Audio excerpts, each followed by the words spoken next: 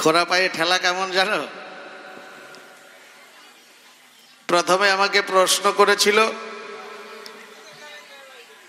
যে হরিচাঁদ ঠাকুর কেন নতুন করে মতুয়া ধর্ম প্রতিষ্ঠা করলেন, কেন বৈষ্ণব ধর্মটাকে সংস্কার করলেন না, তাই না বাবা?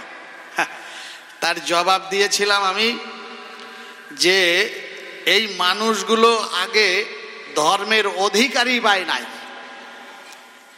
সেই মানুষগুলোকে হরিচাঁদ ঠাকুর ধর্মের অধিকার দিলেন, কিন্তু বৈষ্ণবের দলে যারা ছিল তাদের সাথে ব্রাহ্মণেরা মিলে এদেরকে দলে গ্রহণ করে নাই। আচ্ছা, এইটা নিয়ে গন্ডগোল করিয়ে দরকারটা কি বাবা? তাই গৌর হরি যে ওড়াকান্দির হরি, উনি সেইভাবে বৈষ্ণব ধর্মের সেই একই বিষয়বস্তু দিয়ে সমভাবের একটা মত, একটা দল তিনি খাড়া করলেন, তারাই হইল মতুয়া। বারবার করে এই কথাটা বলার সার্থকতাটা কি, মানে খানিকটা খোরা পায়ে ঠেলার মতো, বুঝলেন? মিশুক আর না মিশুক খোরা পায়ে দিয়ে খানিকক্ষণ ঠেলে চলিয়ে গেলাম, যা ভাই হইয়ে যা। খোরা পায়ে ঠেলা কেমন শুনবা? একজনের 3 মাইয়া, তা এই 3 মেয়ে বিয়ে দিয়েছে। বড় মেয়ের বর MBBS ডাক্তার, মেজ মেয়ের বর একজন ইঞ্জিনিয়ার, আর ছোট মেয়েটা ও একটা ভালো বর পাইছে, কিন্তু ওর গায়ের রংটা বাদামি, 1 চোখ টেরা। ও একটা ভালো উকিল বর পাইছে, তার 1 ঠ্যাং খোরা। তা দুর্গা পূজার সময় 3 বোন বাবার বাড়ি আসছে, সাথে 3 বর আসছে। তাই দুপুর বেলায়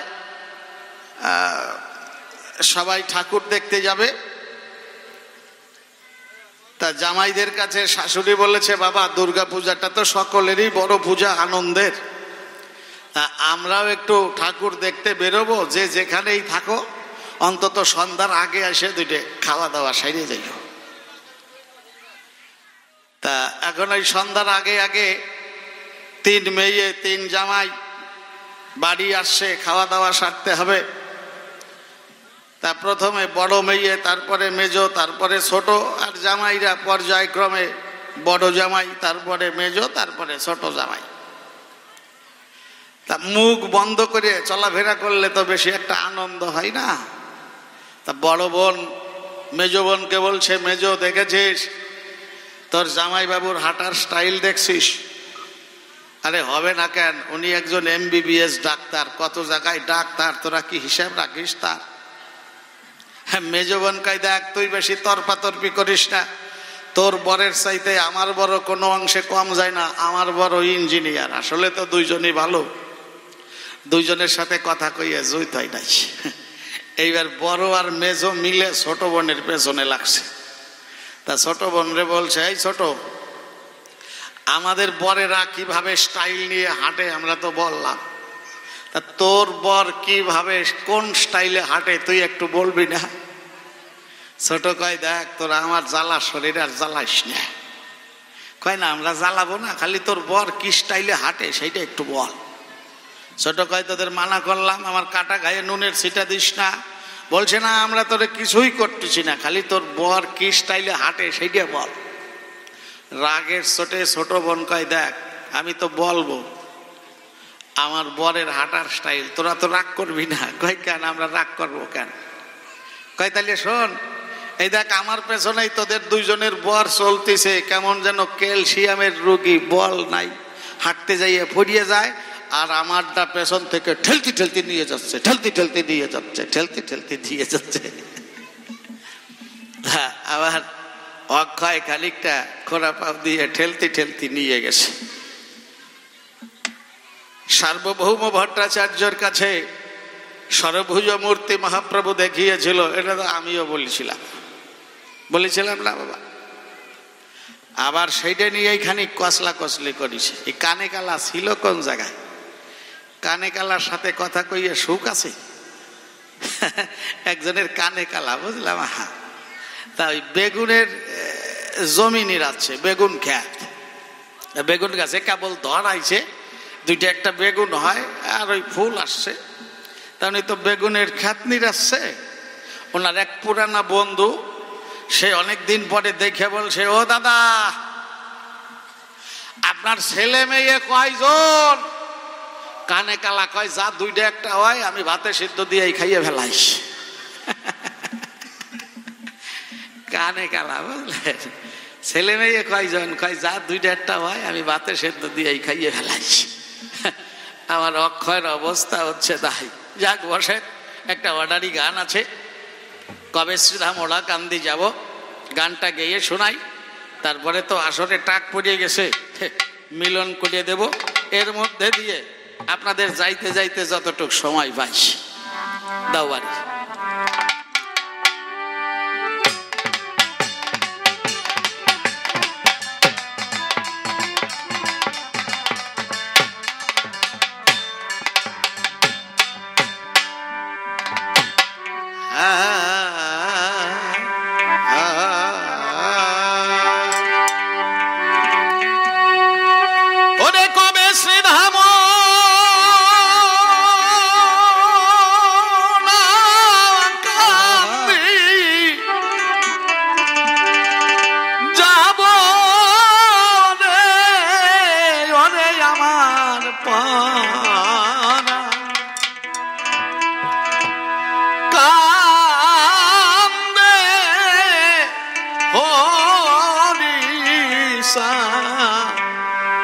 হরিচাঁদ বলে কবে শ্রীধাম যাব রে, ওরে আমার পরাণ কান্দে হরিচাঁদ বলে। ও সে যে প্রেমে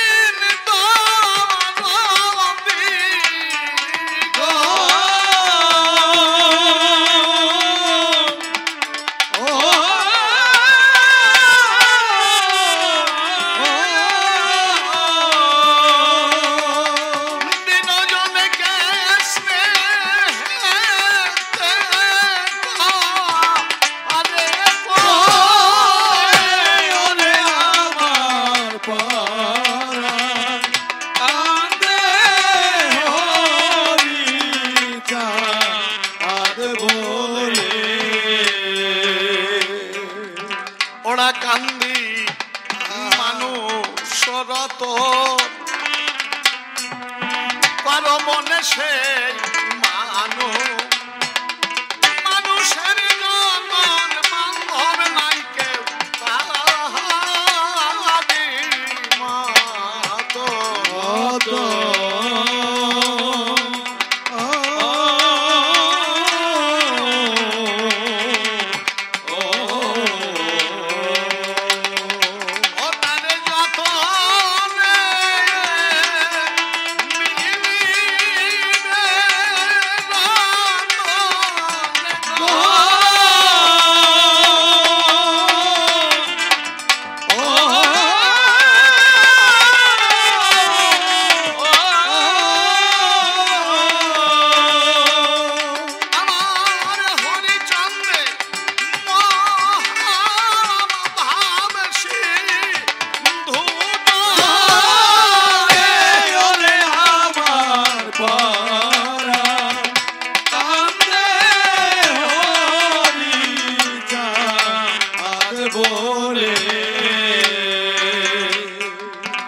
কলি জীবে দিতে পারে রে ওরা কান্দি সহজ সহজে সরল মতে পথের পরে হরি নামে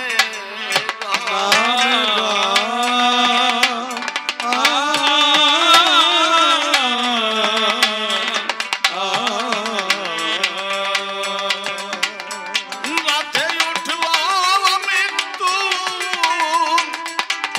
জয় দোষ রাতে গো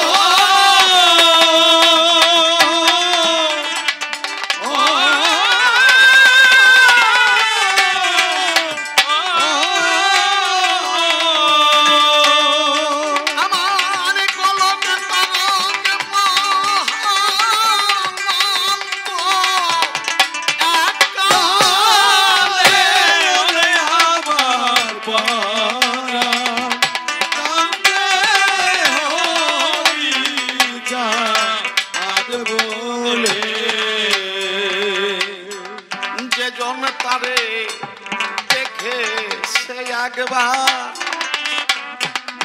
ভুলে থাকে সাধ্য সাধ্য আছে কার সে তো নয় নিজে বাধ্য তার। বাধ্যতা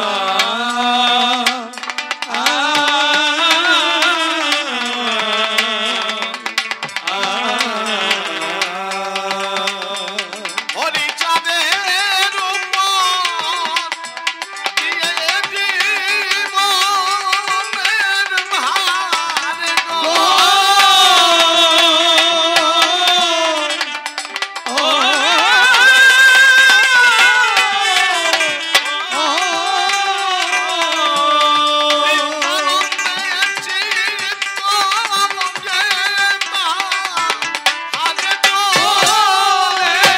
ওরে আমার পরাণ কান্দে হরি চাঁদ বলে যে জন পারে তারে ডাকিতে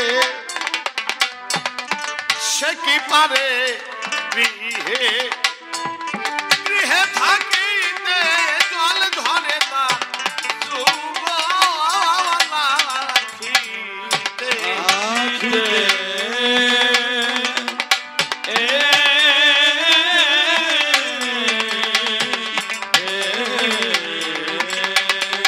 পাগল বিজয় বলে দিল থাকিতে গো।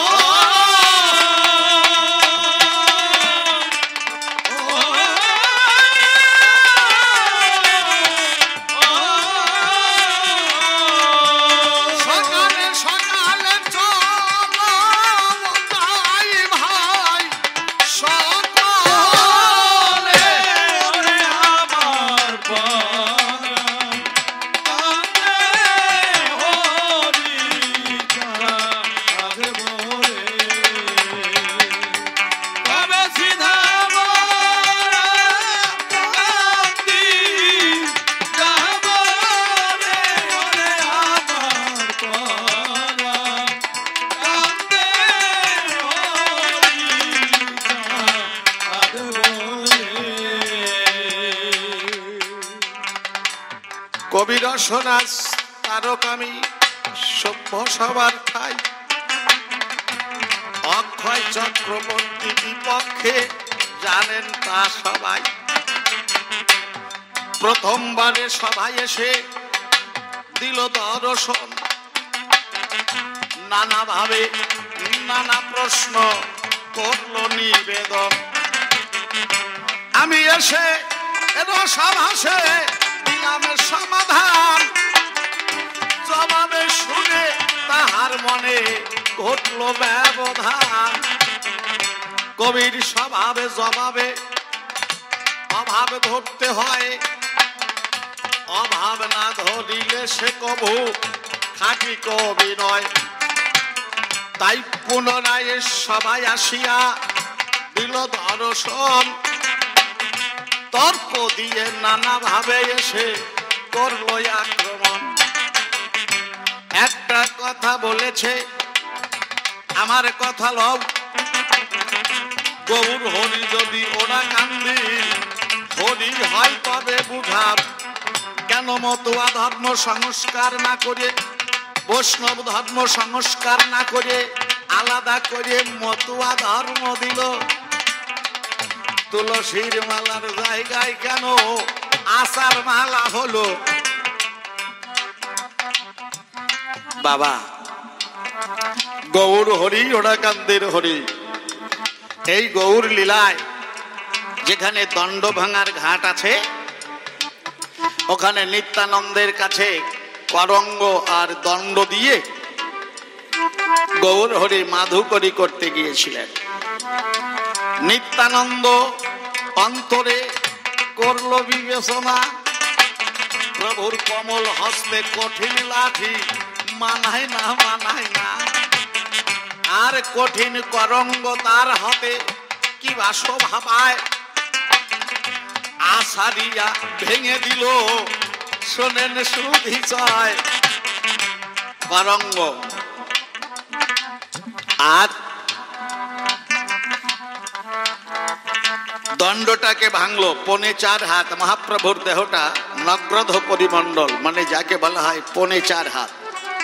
মূলত মানুষ যে যার হাতের 3.5 হাত হয়, মহাপ্রভুর হাতের 4.5 হাত। তাতে করে মহাপ্রভু আজানুলম্বিত ভুজ। আমার হরিচাঁদও যেমন, গৌর হরিও তেমন। তা বলছে এই লাঠিটা 3 খণ্ড হলো, এক এক খণ্ডে 1.25 হাত করে পড়ল। এইটা আর চূর্ণীকৃত আঁচা, এরা তখন নিবেদন করলো, এতদিন গৌর হরির হাতে পেয়েছিলাম আশ্রয়, এরপরে কোথায় যাব তাও পরিচয়। তাইতে সেখানে বলা হলো, এর পরবর্তীকালে হরি ভক্তের গলে এই করঙ্গের মালা হবে, আর হরি ভক্তের হাতে ছোটা হয়ে হবে। একটা লীলা,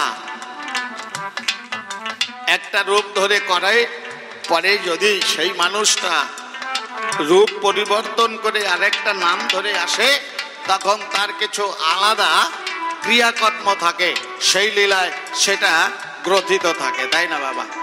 যিনি রাম তিনিই কৃষ্ণ। রাম এসেছিল, রামলীলা লেখা হলো, সেই কৃষ্ণ হয়ে আসলো। তাহলে আরেকটা রামলীলা লেখলেই তো ভালো হইতো নাকি? কি বাবা, তাহলে কৃষ্ণ লীলা লেখা হলো কেন? তাই এক একটা লীলার এক একটা বৈশিষ্ট্য রয়েছে, সেগুলোকে মানুষের কাছে পরিচিত করবার জন্য এই দলিল বাবা। তাহলে আচার মালা কেন, হাতে লাঠি কেন? আমি সংক্ষেপে বললাম, আসর ফাঁকা হয়ে গেছে। বলেছে গুরুচাঁদ যদি পতিত পাবন, আমার দ্বিমত নাই, কিন্তু কথায় আছে একখান, শুনিও গোসাই। অসহযোগ আইন অমান্য আন্দোলন, সিআর দাস আর গান্ধীজি যেজন শুরু করে গুরুচাঁদকে চিঠি করলো লিখন, তাতে বলা হলো তোমার দল বলে নিয়ে এই আন্দোলনে যোগদান করবে, ভারত মাতাকে শৃঙ্খল হতে মুক্ত করতে হবে। এটা গুরুচাঁদের কাছে এসেছিল। গুরুচাঁদ তখন সিআর দাসকে একটা চিঠিতে বলেছিলেন, সিআর দাস, আজ যে মানুষগুলোকে সাহায্যের জন্য হাত বাড়িয়ে দিয়েছ আমার কাছে চিঠি লিখে, তোমরা তো কোনোদিন এদেরকে সহযোগিতা করো নাই। আইন অমান্য অসহযোগ আন্দোলন লিখতে কয়টা অক্ষর লাগে, কি কি অক্ষর লাগে, তারপরে কোনটা যোগ করলে এই শব্দটা সুন্দর হয়ে পরিপূর্ণ হয়, এদেরকে কোনোদিন শিখাও নাই। আজ তোমরা নিজেদের স্বার্থে এদেরকে সাহায্যের জন্য চাইছো। আমি বাবা, আমি যদি একটা অর্ডার করি আমার এই হাজার হাজার সন্তানেরা তোমাদের কাছে ছুটে যাবে, আর তোমরা কি করবে? গুলির মুখে তাদের পাঠাইয়ে দেবে। পাখির মতো আমার সন্তান মারা যাবে। বাবা হয়ে আমি কি করিয়া সহিব তা ভাবে। চিঠিতে লিখেছিলেন ছিয়ার দাস,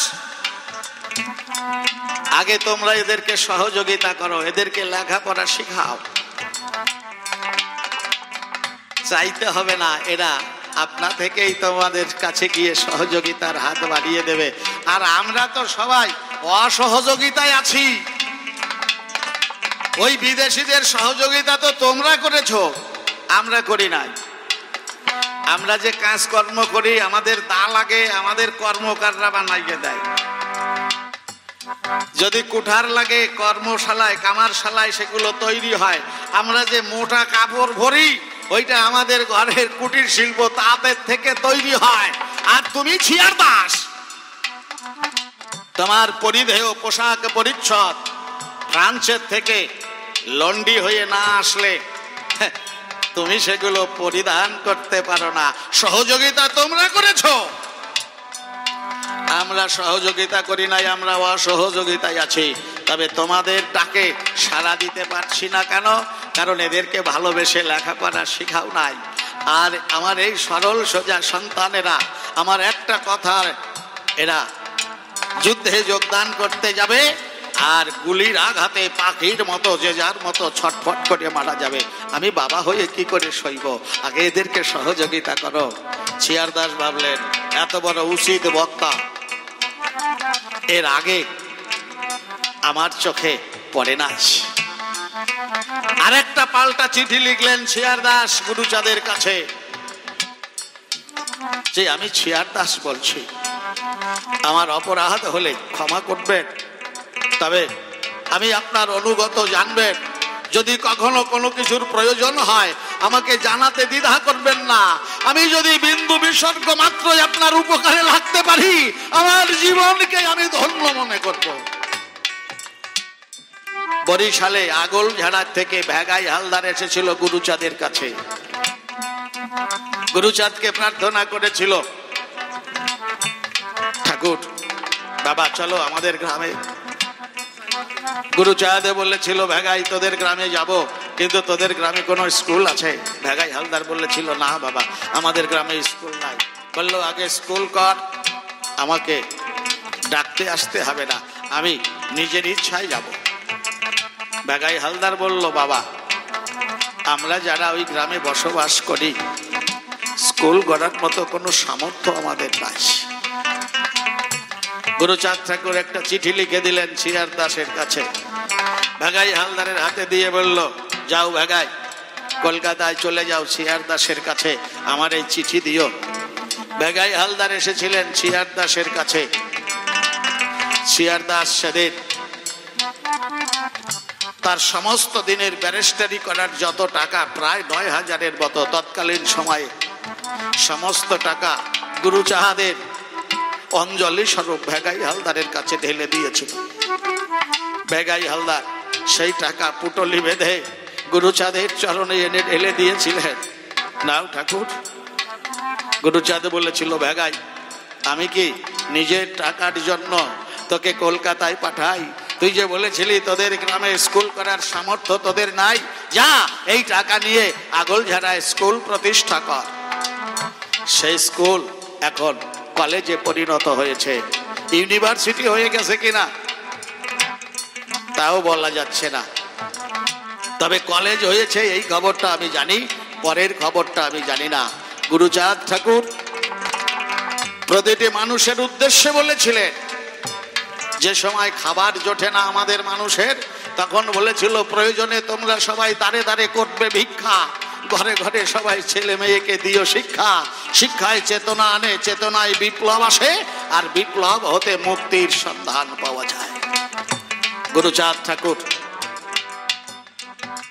২০ বছর আন্দোলন করেছিলেন আমাদের চন্ডালগালি মোচন করবার জন্য। এগুলো আপনারা শুনতে শুনতে মুখস্থ হয়ে গেছে।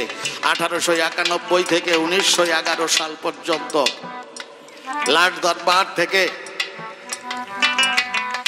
গুরুচাঁদ ঠাকুরকে দেখতে চেয়ে সিএস মিটের কাছে সংবাদ পাঠিয়েছিলেন। সিএস মিট যখন গুরুচাঁদকে বললেন, গুরুচাঁদ তখন বলেছিল, আমার জন্য কলকাতা থেকে রাজপ্রসাদ নিয়ে এসো। আমাদের মতুয়ারা বলেছিল, বাবা আমরা গামছা পরা মতুয়া, তুমি রাজপ্রসাদ আনার কথা বলছো কেন?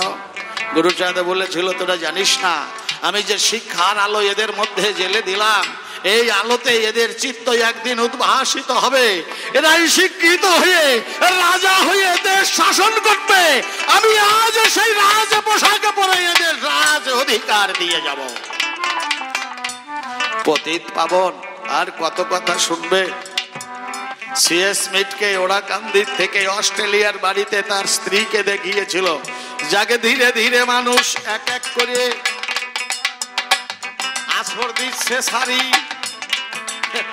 আমরা আর কি বুঝিয়া করব আড়াআড়ি, আবার যদি সময় পাই মনে আসে ভাবো, সেই দিন একটু কায়দা করে না হয় কিছু পাবো। যিনি কৃষ্ণ, তিনি রাম, তিনি গৌর হরি, তিনি ওরাকান্দির হরি। হরিচাঁদ ঠাকুর কমলদাস বৈরাগীকে কৃষ্ণ রূপ দেখিয়েছিলেন, শিবনাথ ভবনাথ পান্ডাকে জগন্নাথ রূপ দেখিয়েছিলেন, হীরামনকে দেখিয়েছিলেন রাম রূপ। যাক, এইবার দ্বন্দ্ব ভুলে আমরা হইব মিলন। মিলন গানে গান আমাদের হবে সমাপন। আহা,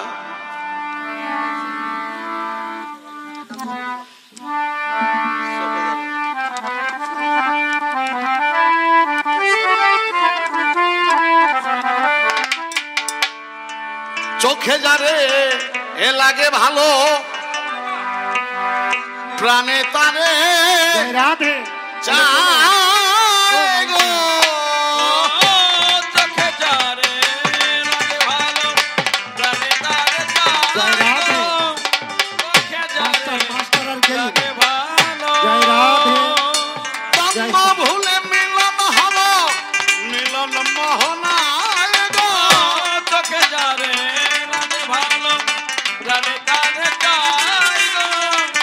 চোখে যারে লাগে ভালো।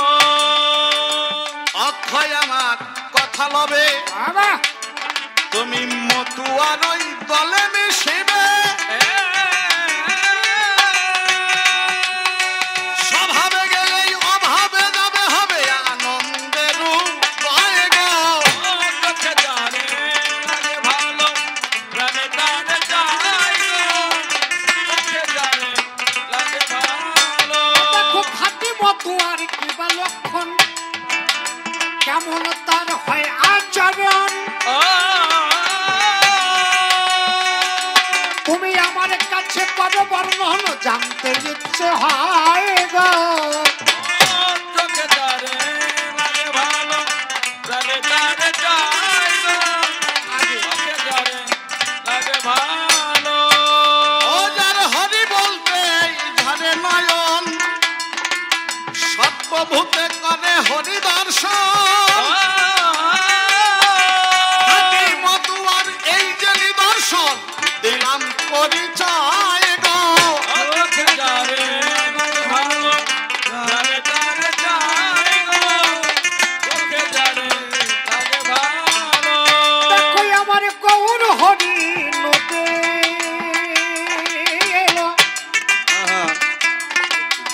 নামে প্রেমে জগৎ ভাসাইল।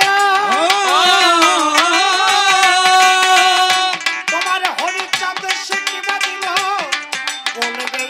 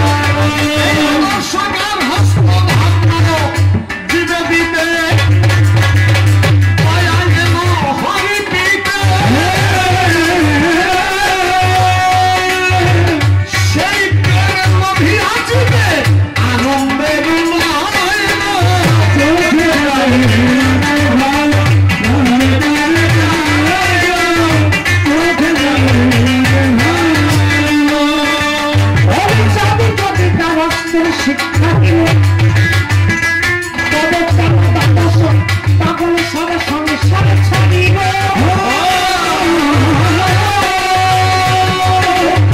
শিক্ষা জগতে বলো জানতে ইচ্ছে হয় গো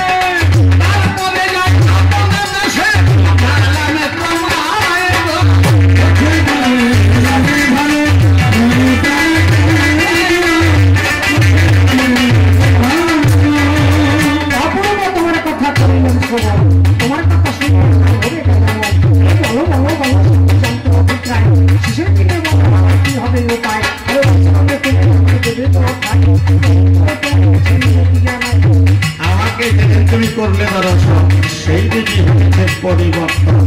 আমি তো সঙ্গে করে কান্দি যাই, দেখা পেলে সেই তোমাদের রসায় পড়িলে যখন তাহারি চরণ তলে করুণা সেই জন পড়িয়ে দিলে তাহারি অনুরাগ ভিতরে বাড়িল। এরপরে মতুয়ায় আসক্তি জন্মিল, পৈতা ছিন্ন করে জলে ভাসাইলে মতুয়ারে দলে তুমি শিখিয়া গেলে হরি তোমার ভারে গ্রহণ করে তুমি সেই জল মলার পারে।